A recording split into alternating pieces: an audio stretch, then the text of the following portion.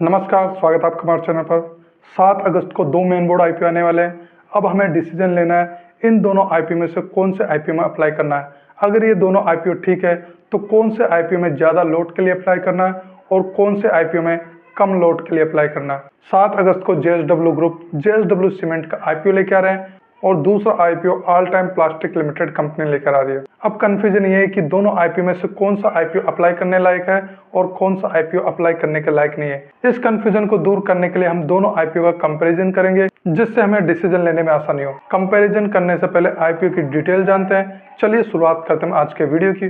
JSW cement JSW group की एक company है। जैसे कि नाम से पता चल रहा है, कंपनी सीमेंट इंडस्ट्री में जेएसडब्ल्यू ग्रुप का कई सेक्टर में बिजनेस है जिसमें steel, infrastructure, paints, energy, holdings, ventures, realty, sports आदि शामिल है। कंपनी का मार्केट कैप 20,041.46 करोड़ है। चलिए इसके फाइनेंशियल पर नजर डालते हैं। 2025 फाइनेंशियल ईयर में इनके एसेट 12,003.94 करोड़ है। इनके एसेट में लगातार ग्रोथ है। इनके रेवेन्यू की बात की जाए तो 2025 में इनका रेवेन्यू 5,914.67 करोड़ हुआ। इनके रेवेन्यू में पिछले साल की तुलना में 3% की कमी आई है। प्रॉफिट की बात की जाए तो 2025 फाइनेंशियल ईयर में इनको 163.77 करोड़ का लॉस हुआ। पिछले फाइनेंशियल ईयर की तुलना में इनके प्रॉफिट में 364% की कमी आई है। EBITDA इनका 2025 फाइनेंशियल ईयर में 815.32 करोड़ है। पिछले फाइनेंशियल ईयर की तुलना में इनके EBITDA में कमी आई है। नेटवर्थ 2025 फाइनेंशियल ईयर में 2,352.55 करोड़ है। पिछले फाइनेंशियल ईयर की तुलना में इनकी नेटवर्थ में भी कमी आई है। Reserve and surplus 2025 financial year में 1,287.31 करोड़ है। पिछले फाइनेंशियल ईयर की तुलना में इनके रिजर्व्स में भी कमी आई है। इनकी उधारी की बात की जाए तो 2025 फाइनेंशियल ईयर में 6,166.55 करोड़ है। पिछले फाइनेंशियल ईयर की तुलना में इनकी उधारी में ग्रोथ हुई है। पिछले फाइनेंशियल ईयर की तुलना में बात की जाए तो इनके फाइनेंशियल में कमी आई है और इनकी उधारी बढ़ी है। केपीआई वैल्यू की बात करें तो ROE -6.90 है जो कि खराब है। ROC 7.05% है जो कि बहुत कम है। डेट इक्विटी 0.98 है, इनकी उधारी ज़्यादा है। RONW -4.85% है। पेट मार्जिन -2.77% है। RONW और पेट मार्जिन दोनों ही नेगेटिव में है। EBITDA मार्जिन 13.78% है जो कि कुछ खास नहीं है।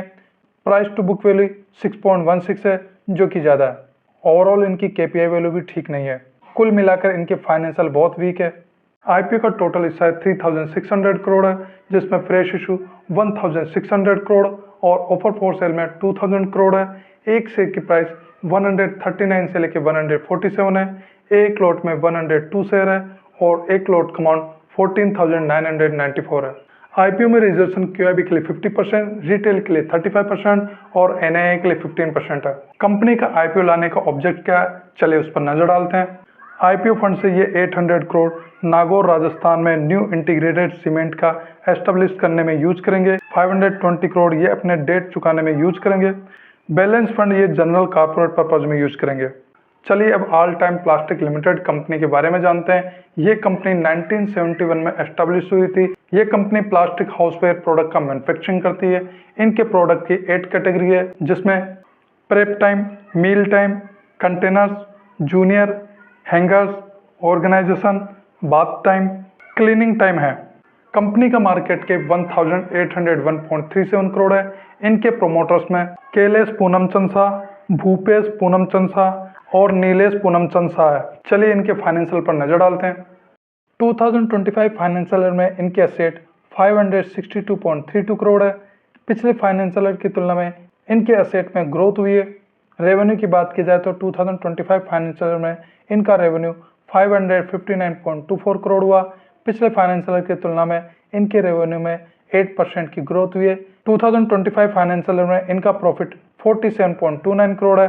पिछले फाइनेंशियल ईयर की तुलना में इनके प्रॉफिट में 6% की ग्रोथ हुई है जो कि एक मामूली ग्रोथ है। EBITDA 2025 फाइनेंशियल ईयर में 101.34 करोड़ है। पिछले फाइनेंशियल ईयर की तुलना में इनकी EBITDA में ग्रोथ हुई है। नेटवर्थ 2025 फाइनेंशियल ईयर में 249.13 करोड़ है। पिछले फाइनेंशियल ईयर की तुलना में इनकी नेटवर्थ में ग्रोथ है। Reserve and surplus 2025 financial year में 247.73 करोड़ है। पिछले फाइनेंशियल ईयर की तुलना में इनके रिजर्व्स एंड सरप्लस में भी ग्रोथ हुई है। उधारी की बात करें तो 2025 फाइनेंशियल ईयर में इनकी उधारी 218.51 करोड़ है। पिछले फाइनेंशियल ईयर की तुलना में इनकी उधारी ज़्यादा बढ़ी है।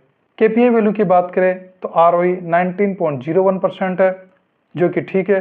ROC 16.99% है, ये भी ठीक है। डेट इक्विटी 0.88 है, ये अपने डेट पर थोड़ा कंट्रोल कर सकते हैं, जिससे इनके फाइनेंशियल और स्ट्रॉन्ग हो जाएंगे। RONW 19.01% है, ये भी ठीक है।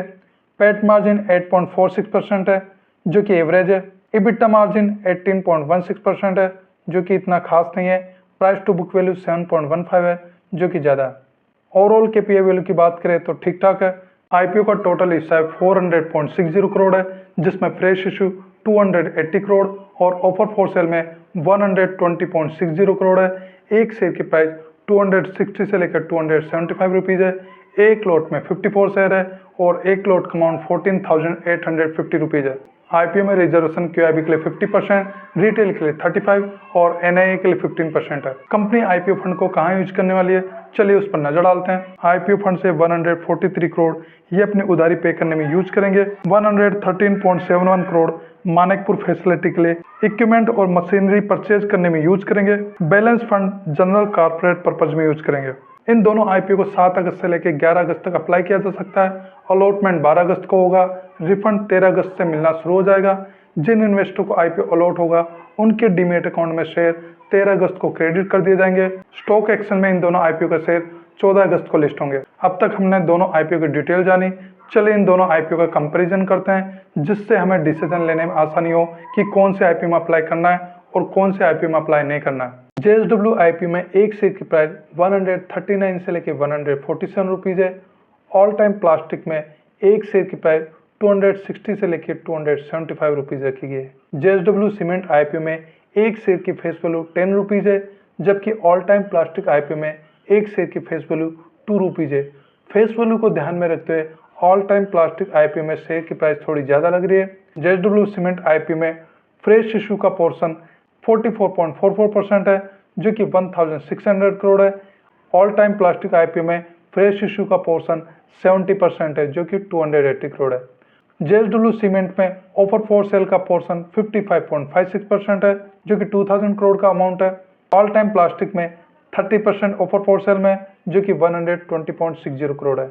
फ्रेश इशू और ऑफर फॉर सेल को ध्यान में रखते हैं ऑल टाइम प्लास्टिक आईपीओ ठीक लग रहा है, क्योंकि ऑल टाइम प्लास्टिक आईपीओ में टोटल इशू साइज का मैक्सिमम पोर्शन फ्रेश इशू में है, जबकि JSW सीमेंट आईपीओ में टोटल इशू साइज का ज़्यादा पोर्शन ऑफर फॉर सेल में है। यहाँ पर JSW सीमेंट आईपीओ के लिए एक नेगेटिव पॉइंट है। अभी JSW सीमेंट में प्रमोटर की होल्डिंग 78.62% है। ऑल टाइम प्लास्टिक में प्रमोटर की होल्डिंग 90.98% है, जो कि JSW सीमेंट से ज़्यादा है। लेकिन आईपीओ इशू के बाद में JSW सीमेंट में प्रमोटर की होल्डिंग 72.34% रहेगी और ऑल टाइम प्लास्टिक कंपनी में प्रमोटर की होल्डिंग 70.15% हो जाएगी। प्रमोटर होल्डिंग के हिसाब से देखा जाए तो दोनों कंपनी ठीक है। ओवरऑल फाइनेंशियल की बात की जाए तो JSW सीमेंट कंपनी के ओवरऑल फाइनेंशियल वीक है। ऑल टाइम प्लास्टिक कंपनी के फाइनेंशियल की बात की जाए तो कंपनी के ओवरऑल फाइनेंशियल अबव एवरेज लग रहे हैं। अगर कंपनी अपनी उधारी पे कंट्रोल कर लेती है तो इनके फाइनेंशियल अच्छे हो जाएंगे। तो फाइनेंशियल वाइज बात करें तो all time plastic company JSW cement से अच्छी लग रही है। बात करें तो लिस्टिंग गेन की, तो JSW सीमेंट आईपीओ के लिए ग्रे मार्केट में एवरेज रेस्पॉन्स है। अभी इसका GMP 19 रुपीज़ चल रहा है। इसके अकॉर्डिंग एक्सपेक्टेड लिस्टिंग गेन 12.93% हो सकता है। वहीं पे बात करें तो ऑल टाइम प्लास्टिक की, तो ग्रे मार्केट में अभी इस आईपीओ के लिए कोई डिमांड नहीं है। अभी इसका GMP 0 चल रहा है। वैसे आईपीओ अप्लाई करने के लिए 7 अगस्त को ओपन होंगे, तब तक ऑल टाइम प्लास्टिक आईपीओ के लिए भी ग्रे मार्केट में डिमांड बढ़ सकती है। अगर अभी के लिस्टिंग गेन के हिसाब से देखा जाए तो JSW सीमेंट अभी लिस्टिंग गेन के लिए ठीक लग रहा है। लेकिन जैसे कि आईपीओ अप्लाई करने के लिए भी 2 दिन बाकी है, तो आने वाले दिनों में ग्रे मार्केट में ऑल टाइम प्लास्टिक के लिए डिमांड बढ़ सकती है। तो जैसे कि JSW सीमेंट कंपनी के फाइनेंशियल वीक है, तो आने वाले दिनों में हो सकता है कि इसकी ग्रे मार्केट में डिमांड कम हो। वैसे दोनों आईपीओ लिस्टिंग गेन के लिए एवरेज लग रहे हैं। अगर बात करें तो मेरे ओपिनियन की, तो मुझे ऑल टाइम प्लास्टिक कंपनी का आईपीओ ठीक लग रहा है।